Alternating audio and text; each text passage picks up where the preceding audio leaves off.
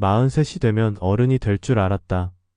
누가 뭐라고 해도 흔들리지 않고 억울한 일을 당해도 당당하게 말할 줄 알고 가족 앞에서는 언제나 멋있는 사람이 될 줄 알았다.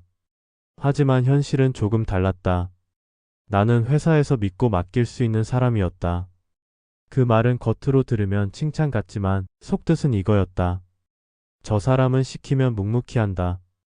야근을 해도 불평이 없고 갑자기 일이 늘어나도 표정이 변하지 않고 회의에서 누가 잘못을 슬쩍 넘겨도 굳이 반박하지 않는 사람.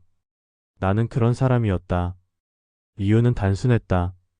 집에 중학생 아들이 있고 아직 갚아야 할 대출이 남아있고 무너지면 안 된다는 생각이 항상 먼저였으니까. 조금만 더 버티자. 괜히 튀지 말자. 지금은 조용히 가는 게 맞다. 그게 어른의 선택이라고 믿었다. 그러던 어느 날 프로젝트 하나가 크게 틀어졌다. 원래 무리한 일정이었다. 위에서 밀어붙였고 우리는 알면서도 끌려갔다. 결과는 예상대로 좋지 않았다. 그리고 책임을 묻는 회의가 열렸다.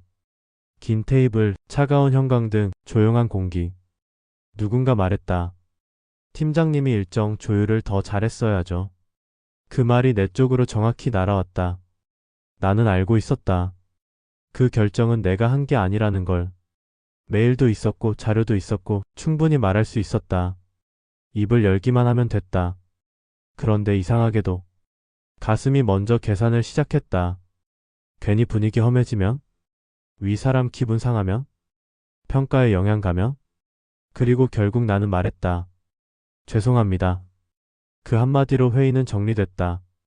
모두가 편해졌다. 그리고 나만 조금 작아졌다. 그날 집에 돌아왔을 때 아들은 거실에서 숙제를 하고 있었다.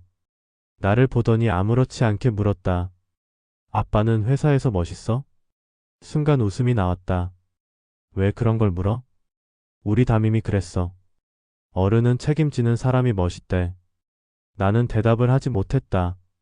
그날 나는 책임을 진 게 아니라 그냥 조용히 넘긴 사람이었다. 며칠 뒤 인사팀에서 연락이 왔다.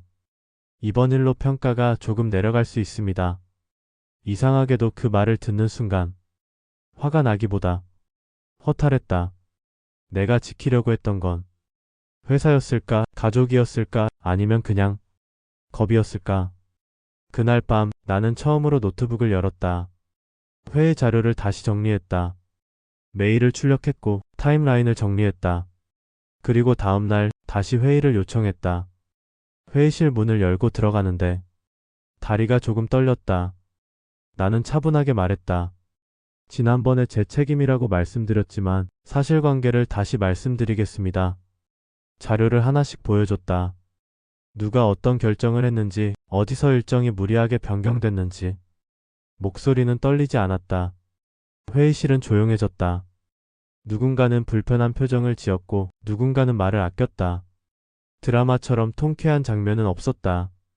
누가 나에게 사과하지도 않았다. 정의가 화려하게 실현되지도 않았다. 그저 책임이 나 혼자에게서 여러 사람에게 나눠졌을 뿐이다. 평가는 원래대로 돌아갔다. 그게 끝이었다. 아무 일도 없었던 것처럼. 회사 생활은 계속됐다. 하지만 집으로 돌아오는 길에 이상하게 숨이 편했다. 그날 저녁 아들이 말했다. 아빠 오늘 기분 좋아 보여. 나는 웃으며 물었다. 그래? 아들은 고개를 끄덕였다. 응. 오늘은 좀 멋있어 보여. 그 말을 듣는 순간 알았다. 그동안 내가 낸 건 사표가 아니라 침묵이었다는 걸. 그리고 그 침묵이 나를 조금씩 작게 만들고 있었다는 걸. 우리는 버티는 게 어른이라고 배운다.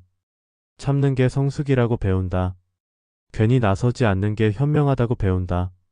하지만 가끔은 말하는 게 더 어른일지도 모른다. 소리치라는 게 아니라 싸우라는 게 아니라 스스로를 포기하지 않는 선택.